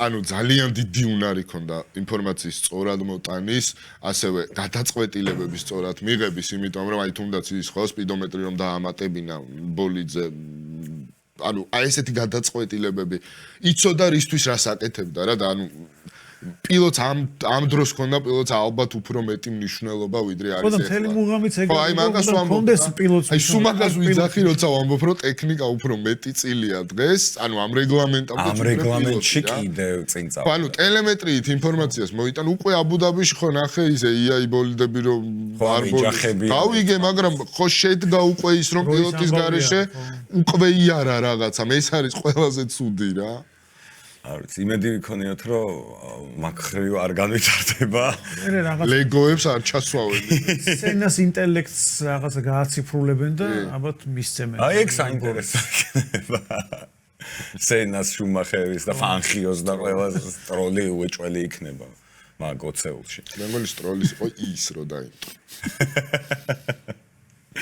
ის ხო ის ბოლიდის AI. კარგი, წავიდეთ, მოდი Red Bull-ის, არ ვიცი, უკვე მეორე გუნდს ვერ ვიძახი, ანუ თანაბარი გუნდები არიან Racing Bulls და Red Bull-ი. მე მეგონა იმაზე ამბობდი, რა ქვია, Red Bull-ზე ამბობდი საერთოდ. ანუ Racing Bulls-ი ძალიან კარგია, Red Bull-ი ძალიან ცუდია. აი ეს როგორ შეიძლება არის? მე ვარ Red Bull-ი. ხო იცი? ლინდბლადმა შეიძლება მივიდეს Verstappen-ს უთხრას now I am Max. ეგ სიტუაცია ზუსტ. ნუ დროებითი არის რა ალბათ ეგ. Red Bull ჩავარდნან ხო? თუ Racing Bulls-ი ჯობია Red ჯობია, Bulls. ხა. ხო. ისე Racing Bulls-ი სეზონი იყო ეგეთი, ერთი. თუ გახსოვს. პირველი. 2008-ში, როდესაც Toro Rosso-მ წინ დაამთავრა Red Bulls. მაშინ Red Bull-ით Red Bull-ი არისო რა. ახალად რომელიც 2008 იყო. ხო, 2 წლის მოსულები იყვნენ რა. Toro Rosso იყო 1 წლით ადრე, ხო? მისული. თუ პირიქით 1 წლით, არა 1 წლით გვიან მასკნეს Toro Rosso. გვიან ალბათ. კი. და ოღონდ ძრავში სხვაობა იყო. Toro Rosso-ს Ferrari-ს ძრავი იყო. იმათ რა ქონდათ? მათ ჰქონდათ Ferrari ჰქონდათ მეგონი. Red Bulls. ეგრე მახსოვს. მეგონი Renault. თუ Cosworth-ი საერთოდ. ხო, Cosworth-ი ქონდა, ხო ეგრე გადავა. მახსოვს რომ Cosworth-ი ქონდა Red Bulls. გადავამოწმეთ მაგას აუცილებლად. მანამდე Racing Bulls-ზე Racing ბლადზე რა Bulls-ი სიტყვი ეგ საბოლოო ჯამში მისი რა ქვია იმას ძირითადი ფუნქცია ეს არის Red Bull-ის აკადემიის პილოტების მიღება, განვითარება და მერე ან სადღაც გაშვება სხვა გუნდში, ან ზედა გუნდში დაწინაურება, ან რაღაცა ალგერსუარევი და ვიღაცა ტიპებივით საერთოდ ბუემი ალგერსუარი და საერთოდ გაშვება. Renault-ს ძრავი ქონდა, მოკლედ Red Bulls ორი. ხო, ანუ Ferrari ვარ იყო მახსოვს. ხო, ლინდბლადი ძალიან მომწონს მე მაგალითად. ლინდბლანდი ძალიან კარგი ბიჭია. იმასაც არ აუშავს. Liam Lawson-ს. არ აუშავს, ცოტა Colapinto-ს ალბათ ჯობია Lawson-ი, აი არ ვიცი რა. ცოტა რაღაცნაირი ის არის რა. ხისტი არის. სწორხაზოვანი რაღაცნაირი ის ტიპი. მაგრამ არ არიან ცუდი პილოტები, მაგრამ მაგის დროც მე მგონია რომ რაღაცნაირად შემოსაზღვრული არის. თუ არ გაიბრწყინა რაღაც არ გააკეთა საინტერესო ახლა მეც გონია რომ რაც არის ეს არის Lawson-ი რა. ხო და მაშინ წელს და მომავალ წელსაც და ალბათ მე Hartleys ყველა ვარიანტი. აი გააჩნია იქიდან Formula 2-დან რა პროდუქტი ექნებათ. რო არის იმაში გადავა რა. ხო, ზელანდიურ ქუჩის რბოლებში. წავიდეთ, მოდი უცებ Williams-ის რეგრესი ძალიან არასასი ამოვნოა, თუმცა როგორი პილოტები ყავს და წონაში მოიმატეს ძალიან წელს, ხო? კი. 25 აი ხა მაიამიში ikleben და მე ძალიან დიდი მოლოდინი მაქვს. დიეტაზე ყავთ Williams. დაახლოებით 25 კილო უნდა დავაგდოთო. თქვენს და არ ვიცი, მაიამიში ეგ თუ მოახერხეს, მე მგონია რომ სერიოზულ პრობლემებს შეუქმნენ ქაასებს და ალპინებს. იმიტომ რომ 25 კილო. 25 კილო თუ დააკლეს, საერთოდ არ ჩაუქრო. 25-ს იმაშვებიან იქ. ხო, ანუ ყოველ შემთხვევაში ესე დაიყარა ჭორები და ძალიან დიდი იმედი აქვს მაიამიში, რომ მანქანა საერთოდ სხვა მანქანა გახდება, არა და ეს ბიჭები მართლა იმსახურებენ, ორივე იმსახურებს. კარგ მანქანას, როგორც საინსისი ალბონი და ხო, არ ვიცი. ჯეიმს უზმა თქვა, რომ საინსი კარგად იმუშავებდა გუნდის ხელმძღვანელადაც რა და ხო არ ჯობია დაუთმოს ეგეც ადგილით რა. ისე Ferrari-ს Williams-ში გაშვების მაგივრად საერთოდ ეგ პოსტი შეეთავაზებინა ჯობდა მე. საინს უნდა ჯერ ბოლა დააცადეთ. მე რა Ferrari მარ დააცადა თუ. არა, Ferrari-შიც მოკლედ ცნუნებას ვერ გაუძლეს Lewis Hamilton-ი, როცა მოდის გუნდში, ძალიან რთულია, ამაზე უარი თქვა და უწევთ გაწირო. აი ხა, თუნდაც Verstappen-ი რომ მივიდეს Mercedes-ში. რომელიმეს გაწირვა ხო უწევს არა, ან Antonelli-ს, ან Russell-ს. Russell-ს გაწირავენ, ხა თავის შვილს ხო არ გაწირავს ის ბატონო. შვილი გასატარებელს. ხო, უმცროს. ნუ Russell-იც მისი. ეგ არ ვიცი, უკვე დავდივართ. აი, წავედით ლიდერებში და დავიწყეთ Ferrari-ც. Ferrari-ს ლევანდელი პერფორმანსი. კი. არა უშავს ხო მე მგონი რა. წინა წელთან შედარებით უკვე აქტივ შეიძლება ეს სამი ბოლოჯი. მე უკვე აღარ ვიცი ბოლო McLaren-ის გამოსვლიდან. აი პოდიუმები მაინც აქვს უკვე ისე. იმიტომ რომ McLaren-ი არ იყო. გავიგე, მაგრამ McLaren-იც იყო და მაინც ახლოს იყვნენ მოგებასთან იმაზე მეტად ვიდრე შარშან იყვნენ, ხო, შარშან საერთოდ. ტრაგიკული სეზონი ჰქონდათ Grand Prix ვერ მოიგეს და აქ რაღაცნაირად ცოტა ჩანს, რომ Ferrari თითქოს უკეთესია, მაგრამ წეღარ აქვს თქვი, ხო თურმე აგერ Ford-თანაც ჩამორჩენა თქვენ. აი ესე იცი რა არის რაღაცა მომენტში თითქოს მიუახლოვდებიან პირველ ადგილს, ისევ ჩამორჩებიან და აი ამ დიაპაზონში მოქმედებენ რა. ვერ მივიდნენ ისე რომ გალიდერდნენ და შანსი სხვები არ გახდნენ დევრები რა. აი ვერ დადგა ეგ დრო. რომ ერთხელ ფერარი იყოს ტრასაზე მართლა ფავორიტი. აი, ოღონ სეზონზე რა. 22 იყო ალბათ დასაწყისი ეგეც დასაწყისი და მერე უკვე როგორ დასრულდა. ხო, ფრედ ვასერის ხელში მე ძალიან ეჭვმეპარება რომ ანუ ვასერზე დიდი მას ვერ აკეთებ. არანაირად ფსონს არ ვაკეთებ და სიმართლე რო გითხრა რაღაც მომენტში გამაღიზიანებელიც არის რა ცოტა არაადეკვატური ტიპი არის ეს მგონია. ოქცევებიც აქვს ხოლმე რაღაც ეგეთი. კი. არ ვიცი, ალბათ მაინც ისევ ხელმძღვანელობასთან მივდივართ რა. იქ ვასერი იქნება. სულ უფრო ზემოთ მივდივარ. ხო, მაგას ვამბობ ზემოთ. უკანამდე მივდივარ. ეგ არის ხელმძღვანელობა იგულისხმება, ანუ არც ვასერი ვერაფერს ვერ იზავს მან. არ იქნება ვასერი, იქნება სტელა. არივაბენი რატო გააგდეს? ანუ საერთოდ არ არივაბენი. არივაბენი რატო გააგდეს თუ ეს ვიღაცა ჟან ტოტი რომ მოკავდეს და არივაბენი გააგდო კიდე ხო, მაგრამ ეს ვასერი მე მგონი არივაბენის პერიოდში ყველაზე კარგი იყო. იმიტომ რომ ბინოტო ხრმიდა კარგ ძრავებს რეალურად. იმიტომ რომ ხო ბინოტო თავის საქმეს აკეთებდა და არივაბენი ბინოტო დასვეს, ანუ მე რომ მითხრა, ახლა წადი 2 სართულიანი ტორტი გამოვაცხეო. ეგეთი გამოვაცხო? გამოვაცხო. 1 სართულიანს გამოვაცხო. და დასვეს ბინოტო ესეთ პოზზე, სადაც საერთოდ არ იცოდა რა უნდა ექნა. ეხა იგროს დომებოდა აუდიშიც ხო იქნებოდა გუნდის ხელმძღვანელი არა დაინახა იმ ხალხმა რომ ამ კაცის ადგილი არ არის აქ სამზარეულოში ამ კაცის ადგილი არის აქ სადაც კეთდება ძრავი ანუ სწორად დაინახეს მისი ნიჭი და რავი აგერ აუდი შეიძლება ჯერჯერობით ვერ წყვეტს ვარსკვლავებს მაგრამ გარისკეს და ეგნაბიჯით რო გადადგა მაგასაც ძალიან დიდი სიმამაცე უნდა რაც თუნდაც კადილაკმა ვერ გადადგა ხო მოხვიდე ეგრევე შენი ძრავით ჰამილტონი ლეკლერის დუელებზე რას კარგი იყო ძალიან მომეწონა სიმართლე რო ვთქვა. მაგრამ გონია ჩემი აზრით ლეკლერი მაინც სეზონის განმავლობაში ცოტა უკეთესი იქნება ვიდრე ჰამილტონი. მე ესე მგონია, ნუ მიწყენენ ჰამილტონის გულშემატკივრები, მაგრამ ხო ახლა ასაკის თავისას შვება და ლეკლერსაც ვერავინ ვერ იტყვის, ახლა კი არის რაღაცა სხვადასხვა მოსაზრებები, მაგრამ ძალიან დიდი ტალანტის ბიჭი არის. ნიჭიერესი არის ლეკლერი, მე არ მესმის ხოლმე სახია რომ უნიჭოა და არ ვარგა და აი მართლა არ მესმის. ერთადერთი რაც ფერარი მოუკლა, ეს არის ეს ეგოიზმი და ხო სპორტული ჟინი რაღაცნაირად მასაკეს გატეხეს მაშინ ბენოტოს პერიოდში საერთოდ რეები გაუკეთეს და მაგის მერე რაღაცნაირად ისე არის ხო იმიტომ რომ ძალიან რბილი იყო იმასთან საინსთან მიმართებაში ძალიან ბევრ მომენტში მიუხედავად იმისა რომ მე საინს თქვა ძალიან პატივს ვცემ და ვაფასებ მის შრომას და რაღაც კარგი პილოტი არის მაგრამ აი საინსთან მიმართებაში ძალიან ბევრი რაღაცა გაატარებინეს და ნუ ხა ლუისთან არ დაჭირებია ჯერ პრინციპში ხა ისე ცოტა უპატივცემულობა ხო არის ფერარის მხრიდან ლეკლერის მისამართით როცა ჰამილტონი გადმოუყვანეს აი რაღაცნაირად აი ამის იმედი არ გვაქვს და აქ ჰამილტონია ვაკანტური და მოდი გადმოვიყვანოთ იმიტომ რომ ჩემთვის ცოტა უცნაურია ჰამილტონის გადმოყვანა ლეკლერთან ფინანსების გარდა იმ ხრივ რომ ანუ შენ თუ გინდა ხო ეს წესია ფორმულა 1 შენ თუ გინდა რომ წარმატებას მიაღწიო საბოლოო ჯამში ერთ ტიპზე აშენებს შენს მანქანას ხო ესე მუშაობს დღევანდელი ფორმულა და არა მარტო დღევანდელი ნუ ძალიან დიდი ის არა გაქვს 2014-ით უპირატესობა ხო და არ ყავს როსბერგი გოლიც ხო ვერ ანუ არ ვიცი თუ შენ ლეკლერს უფორმებ ამხელა კონტრაქტს და ამხელა გეგმა გაქვს მომავალში ლეკლერზე და უცებ გადმოყავს, კაი, ფეტელი გავიგე, ფეტელი იყო და ლეკლერი გადმოიყვანეს, ხო?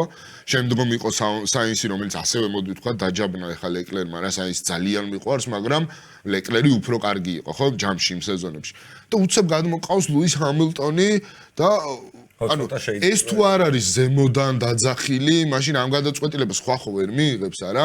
ანუ გავიგე რომ ძალიან დიდი ფინანსური სარგებელია ლუისის ყოლა გუნდში, ძალიან დიდი ტალანტია ლუისი და ძალიან დიდი სახელი, ასე ვთქვათ, როგორც ჩემპიონი, მაგრამ ამით ცოტა ხუარ ტეხავ შარლ ლეკლერს რა, იმიტომ რომ არ ვიცი, ჩემთვის ცოტა უცნაურია, როცა ადამიანი რომელზეც გათვლა გაქვს გაკეთებული რომ ეს უნდა იყოს შენი ლოკომოტივი რაღაცნაირად ჩემპიონობა ამან უნდა მოგიტანოს და უცებ ამხელა ტოპ პილოტი მოყავს გუნდში აი რაღაცა ცოტა ვთვლი რომ ცოტა აი რაღაც არენდობიან ლეკლერს მაინც შარლ ლეკლერი მაგათმა გაცილებით უფრო ადრე გატეხეს და გაწირეს აი ეს სილვერსტოუნი 2022 ხო გახსოვს და ეს როგორი მოლაპარაკებები გამართეს ტიპებმა რა რომ საინს უნდა გაეტარებინა თუ არ უნდა გაეტარებინა ამაზე ვაჭრობდნენ ერთი 10 წელი და ამ დროს როგავს ჰამილტონი თუ რაღაცა იქ რაღაცეები მოხდა რა და მე პიტსტოპზე საერთოდ რა გააკეთეს ხო ის საინს რო გამოუცვალეს და ეს იმას დატოვეს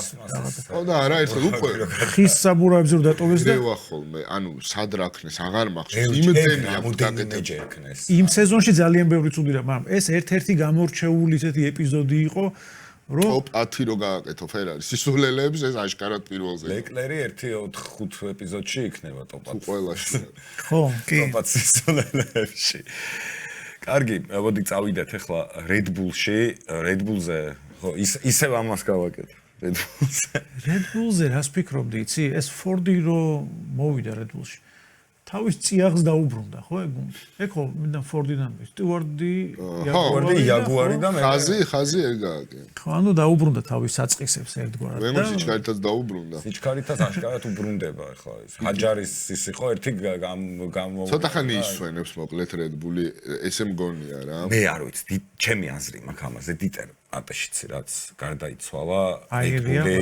Red Bull-ი ანუ მან უკვე წავიდა უკუსლით ანუ მაგის მერე მოხდა ხო ეს ჰორნერი ეს კონფლიქტები იუს და ჰორნერს შორის და ეს 1000 რაღაცა ვიღაცა ტიპი არის საჭირო ვინც ხელახლა აშენებს გონს ის მეკისის ამბავი არ ვიცი ახლა როგორი იქნება არ ვიცი მეკისი მე არ მეჩვენება ტოპ მარიონეტია ჩვეულებრივად ყოველ შემთხვევაში არ ვიცი მე მაგ ადამიანის სადაც იყო ვერსად ვერ ვნახე მაგ ადამიანის დიდი როლი ხო ხო და ამიტომ ვიღაცა ისეთი ადამიანი არის საჭირო ვინც დააორგანიზებს მთლიანად ახალ გუნდს ახალ სპეციალისტებს მოიყვანს ყველაზე დიდი პრობლემა რაც შეიძლება ქონოდა ძრავი აღმოჩნდა რომ მშვენიერი არის და ეს ძალიან დიდი პლუსი არის. ხო, ანუ თვითონ ამბობენ რომ ძარას უფრო მეტი პრობლემა აქვს ვიდრე ძრავს და საერთოდ არაფერ შუაში არ არის ძარა, არა და Ford-ი ისე ჩანს რომ თითქოს Red Bull-ია ესეთი ტოპ გუნდი და Ford-მა გაუფუჭა ყველაფერი, არ და პირიქით არის თურმე.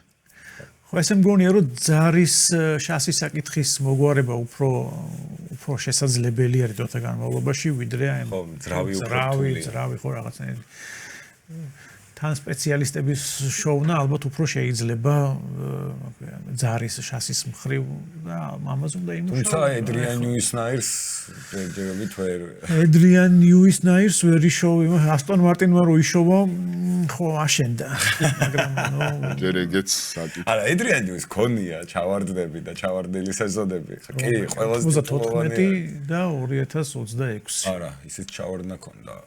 McLaren-ი რო ვერ გააკეთა MP4-18 მე მგონი. რომელი წელი? რომელ წელზე? 2005 იყო, ანუ 4 არ მახსოვს ზუსტად. 5-ში გააკეთა, უბრალოდ ძრავი არ ვარგოდა. McLaren Honda? ანუ უნდა, არა, Honda არა, McLaren Mercedes-ი. კიმი რა იყო და მონტო.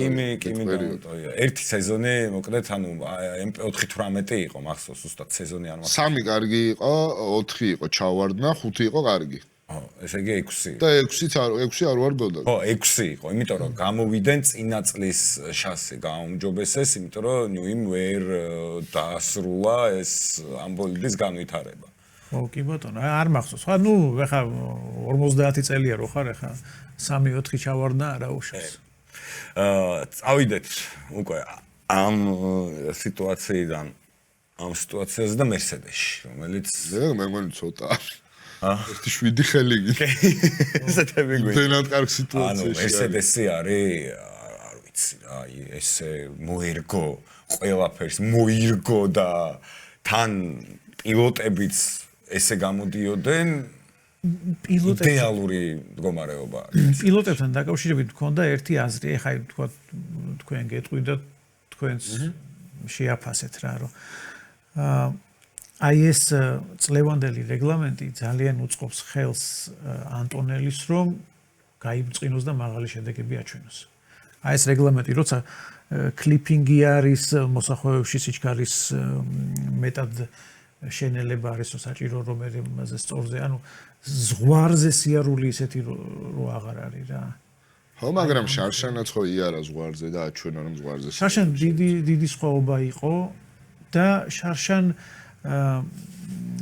ბევრი ლეკლერები და ვიღაცები, ვისაც ზღვარზე სიარულის მომენტში მეტი ზაკეთება შეუძლია, ისინი ბევრ რაღაცაში უშლიდან ხელს და აი ახლა თითქოს პატარა ბიჭია ჯერ რა თქმა უნდა ძალიან მაგარი არის და მაგრა დადის და რაღაცა მაგრამ ვერ დაგეთანხმები და რატო გეტყვი? იმიტომ რომ შარშან ხო არ ქონდა ეს რეგლამენტი, შარშან იყო რომ კვალიფიკაციაში ზღვარზე უნდა იარათ და კვალიფიკაციები იყო სადაც რასელზე უკეთესიც იყო ხოლმე და ანუ ეს ზღვარზე სიარული ანუ უწევდა.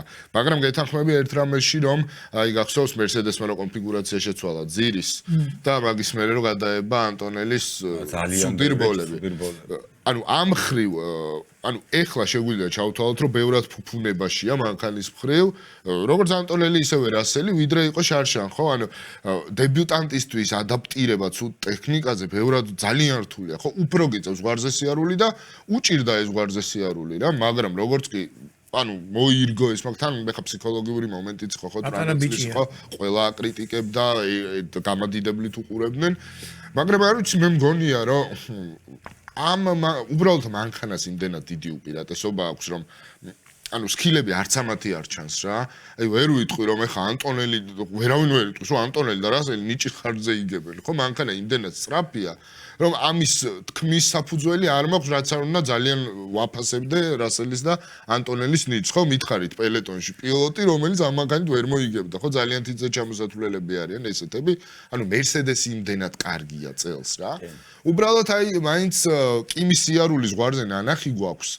თუნდაც ხო ეხა ის ჩინეთი მაიამი სპრინტი ეხა მაიამი მოდის და არ ვიცი შეიძლება ეხაც მოიგოს სპრინტი არც ეს არის ხო არარეალური აი თუნდაც მაიამის სპრინტის მოგება ანუ ქონდა რა რაღაც მომენტები წინა სეზონში სადაც დაამტკიცა რომ ზღვარზე სიარული შეუძლია მაგრამ ანუ არ იყო ერთადერთი დებიუტანტი რომელიც იყო საუკეთესო ხო ეხა იქ ბერმანიც იყო, ჰაჯარი იყო ძალიან კარგი, რომელიც Racing Bulls-ით ავიდა პოდიუმზე და ასე შემდეგ. უბრალოდ აი დაუბრუნდები იმას, რომ სკილი იკარგება ასეთ სწრაფ მანქანაში. ბორტოლეტო. ხო, ბორტოლეტოს რატომაც არა. უფრო ნაკლებ რბოლაში, მაგრამ ბორტოლეტოს.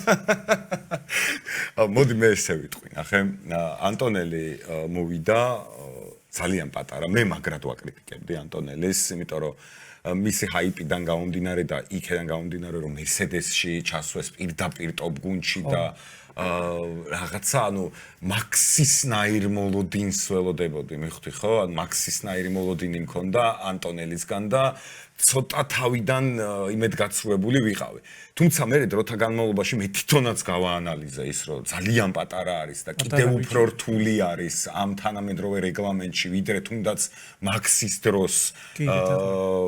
დროს მოერგო ბოლიც და ისიც თქვათ ხო რომ დანარჩენი პილოტები და თუნდაც ჯორჯ რასელი რომელიც ძალიან მაგრად ჯობნიდა ანტონელის იმ რეგლამენტში მთელი კარიერა ქონდა გატარებული და რამხელა გამოცდილება ქონდა ეხლა უკვე ამ რეგლამენტში ყველაფერი დაიწყო ახალი ფურცლიდან. კი ბატონო. აბსოლუტურად ახალი ფურცლიდან და არ ვიცი, ანუ ძალიან არაპოპულარულ აზრს ვიძახი უკვე რამდენი ხანია, რომ ამ ჩემი აზრით ანტონელი, ანუ დიდი შანსია, რომ სეზონის ბოლოს აჯობოს რასელს. არ ვიცი, რატომ მგონია, მაგრამ ამას დავუშვებ საკმაოდ მაღალი პროცენტულობით რა.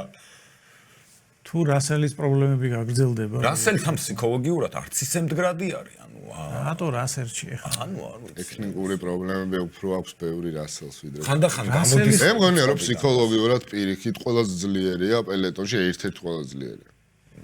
აი მაქსთან ბრძოლებს რო ვიხსენებ, ერთადერთია, ვინც ყველაზე ნაკლებად თმობს მაქს რაღაცას არასწორად ხედავ, მაგრამ ანუ შენ მივხვდი რას ამბობ, ანუ რო დაინახოს. ყობიდან გამოდის. ხო, დაიწყობიდან გამოდის რატო, ხო, რო დაინახოს, რომ გუნდი ანტონელისკენ ბევრად იხრება ვიდრე ამისკენ, ხო, დაერღვევა ფსიქოლოგია, რა თქმა უნდა.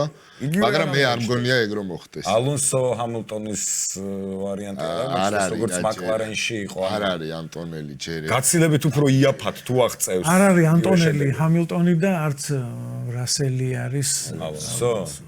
მაგრამ მე მაინც იმაზე ვარ რომ ჯერ შორს არის არც ტოტო ვოლფი არის ისა რა რონ დენისი ანუ შენ ძახი რომ რონ დენისი ჯობია ტოტო არა მე ვიძახი რომ რონ დენის ის შეცდომების გამო მოხდა ის რომ მაკლარენმა ის სეზონი წააგო ანუ შეუძლებელი იყო ჩემი აზრითაც მაგ სეზონის წაგება ძალიან რთული იყო. ისე წარმართა პროცესი, რომ საბოლოო ჯამში წააგო სეზონი და ისე წარმართა პროცესები ჟანტოტმა, იმიტომაც არის ყველაზე მაგარი.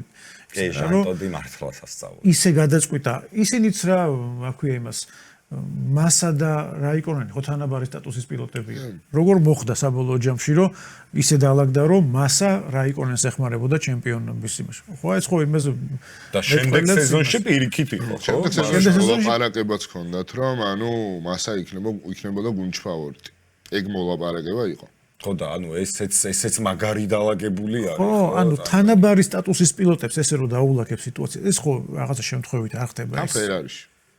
ჟანტოდი მართლა სასწაული ხელმძღვანელი იყო. ალბათ მართლა საუკეთესო არის ვინც ყოფილა. აი რაც თქვია ხელმძღვანელი, ხა იქ იყო კოლინ ჩეპმენი და ისინი სხვა მიმართულებით. ტიპის ხელმძღვანელებია თან ის რო ხარ რა ქვია იმას ინჟინერი რო ხარ. რაღაცა ხო, მაგრამ თანამედროვე არა პროსტი და ანუ ხო პროსტი ლაუდა სენა ყავდა და რონდენის სენა კინის ნერვები ქონდა, მოდი ესე სკვად რო პროსტს და სენას რო ერთად მოიყვან გუნდში და იდი აბა დააწყნარე. დააწყნარე ერთიან მეორე, კი, მართლა შეიძლება ორი გოუთი იყოს საერთოდ ისტორია. თან აი ეხა მასა რაიკონენის დამშვიდება უფრო მარტივი საქმე მგონია რაღა დაგიმალოთ ვიდრე ჰამილტონი ალონსოს. ხო, მაგრამ უნდა დაამშვიდოს. ანუ ეხა ჟანტოდი რომ ძალიან დიდი სპეციალისტი იყო და ის მენეჯმენტი გუნდში შეეძლო ეს ამას ჩემი დასტური რა ჩამოხურული ფარეხი არ მაგრამ სად იყო?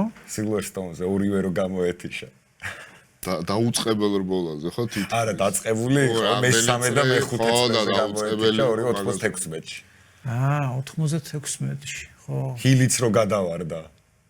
ჰილი იგებდა მაგას, Max Silverstone-ს პირველზე მიდიოდა და ხრეშზე რო აღმოჩნდა, შეცდომა დაუშვა. როგორ არა? ვილნევმა მოიგო, ეგრე მახსოვს. და მან ჩამოკეტა მეხუთე წრეზე ისიც რომ გამოეთიშა შიგნით ჩაკეტა ხალხი და ისე გააღო შემდეგ რბოლებში კი და მოიგო მე ეს ადამონცა მოიგო ისე გააღო მე რომ მომგები მანქანა გამოიყვანა წავედით მაკლარენში ჩემპიონებში მოქმედ ჩემპიონში უკვე ორგზის ზედიზე ჩემპიონი კონსტრუქტორების და უკვე პილოტის ჩემპიონიც და ხომ არ ჩანს რომ მაკლარენი იმაზე უფრო ახლოს არის მერსედესთან ვიდრე გვეგონა თუ ძრავი გადამწყვეტი ფაქტორი არის საბოლოო ჯამში და ფერარის ძრავი ხო რა 25 ცხენით სუსტია 20 ცხენიო ბოლოს რაც იყო გამოჟონილი ინფორმაცია ხო მაკლარენს ხო იდენტური ძრავი აქვს დაანჩენი უკვე შასიზე არის და პარამეტრებზე თან ის მომენტი რომ სტელა ხო იძახდა რომ ძრავი ბოლომდე არ ვიცით როგორ მუშაობს სეზონის დასაწყისში მაგასაც გაუგებენ ალბათ რაღაც მომენტში და ეხლა ყველაზე მნიშვნელოვანი რაც არის მერსედესისთვის ის უპირატესობა რაც აქვს ამ ეტაპზე აბსოლუტურად ყველა ტრასაზე ყველა რბოლაში გარდასახონ მაქსიმალურ ქულებში მე რა მოხდება 22 რბოლიან ჩემპიონატში. სხვა შორის ეს ძალიან ცუდი მოხდა მერსედესისთვის. ამ დროის მანძილზე ბევრი ქულის აღება შეეძლო. მეტი უპირატესობის. სხვაებს აქვს ახლა უპირატესობა რომ გაუმჯობესონ.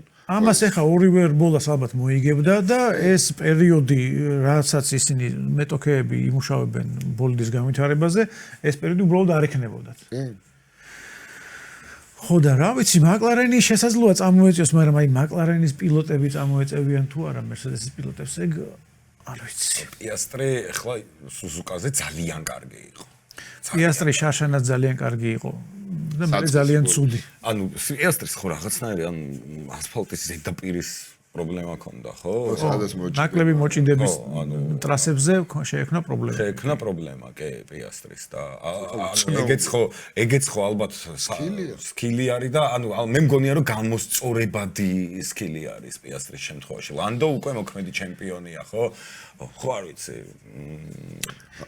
ზერმას ტექნიკურად კი უფრო ახლოს არიან ვიდრე ვარაუდი პირადად მეც უფრო ანუ პირველი რბოლას რომ უყურე მეგონა რომ მორჩა რა 2014 წლის სეზონი განმეორდებოდა და არა მგონია რომ ეგრე მარტივად არა იცი მერსედესი ადამიანამდე აჭერს ანუ პირველი რბოლა რო აიღო ხო პიასტრი საერთოდ არ მიუღია მონაწილეობა ლანდოს პრობლემა ჰქონდა მეორე რბოლაში ვერცერთი ვერ გამოვიდა, ნუ სპრინტზე იყო მარტო. ანუ არ ვიცით რა ტიპები. არ ვიცოდით და სუზუკაზე აგერ გამოაჩინეს ხო? რა დონეზე არიან, არ ვიცით. სავსებით შესაძლებელია რომ მაიამი შეეხება. არა, უსაფრთხოების მანქანა პიასტრი. ეგეც არ დაგავიწყდეს, რომ სუზუკა სპეციფიურია და შეიძლება სუზუკა იყო. აი მაიამიზე წინაზეც კარგები იყვნენ.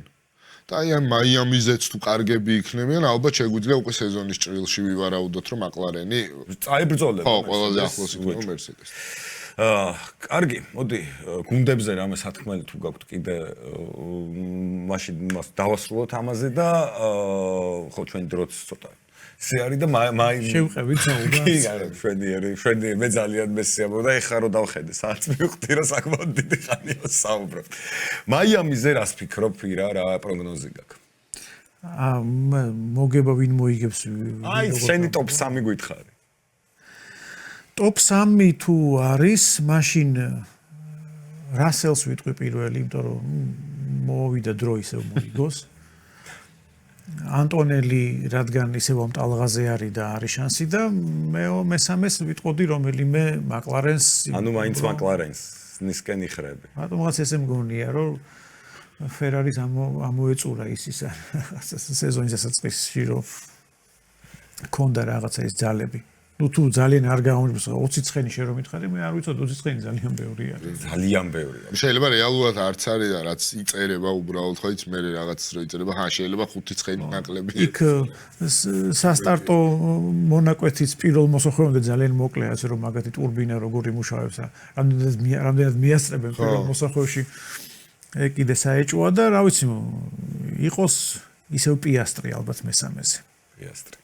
ანუ პიასტრი ხო პიასტრი შაშანდელიდან გამომდინარე შაშან ხო პიასტრი უკეთესი იყო შაშან მოიგო ხო პიასტრი მაიამი ო ის ნორისი რომ შაშანწი მაქსველს ნორისმა მოიგო შაშანწი ნორისმა და შაშან მაიამი მოიგო ოსკარ პიასტრიმ თავისი სპრინტიან ხო ის ნორისი რომ იმას ებრძოდა რა სპრინტ კვალიფიკაცია ხო ვერსტაპენს სპრინტ კვალიფიკაცია კი სპრინტი რბოლა და კვალიფიკაცია ოსკარმა. ჰეტრიკი ხონდა მე მგონი საერთოდ. კი, არა, ძალიან მაგრაია რა შარშან მაიამიში და არც ახლა გამოვრიცხოთ. მაქს ძალიან მაგრად გაასწრო, როცა ის წვალობდა იმდენი ხანი, რა ქვია, ნორისი. არა, სხვა შორის გასწრება პიასტრის ესეთი აქვს და რკინის. არა, ძალიან კარგი ბიჭი არის, უბრალოდ აი ეს მომენტი ჩაუვარდა შარშან. აი, იმიტომ რომ მოვიდა ის ხაოიანი ტრასები, ბრაზილია, მექსიკა და ასე შემდეგ და. ხო და მე ხაოიანი ტრასები რა.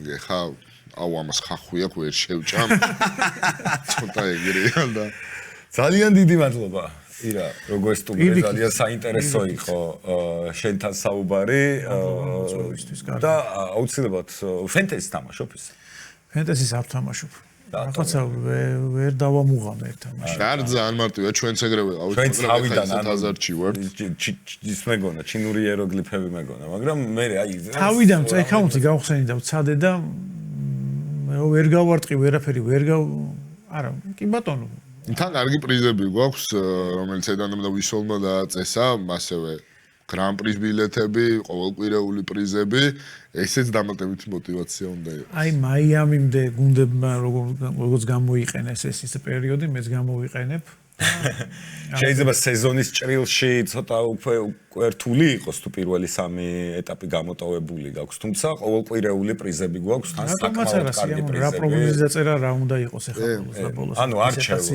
შენ 2 პილოტს უпростоოდ 5 პილოტს არჩევ რაღაცა ბიუჯეტი გაქვს ამ ბიუჯეტში დაახლოებით მახსოვს ხო ეგ 5 პილოტი 2 გუნდი და შემდეგ უკვე ქულების დაწერის პრინციპიც არის, კი, ითამაშე ძალიან აზარტული არის და საინტერესოა. მე და პატა აგერ უკვე ქულაში ვიბრძვით.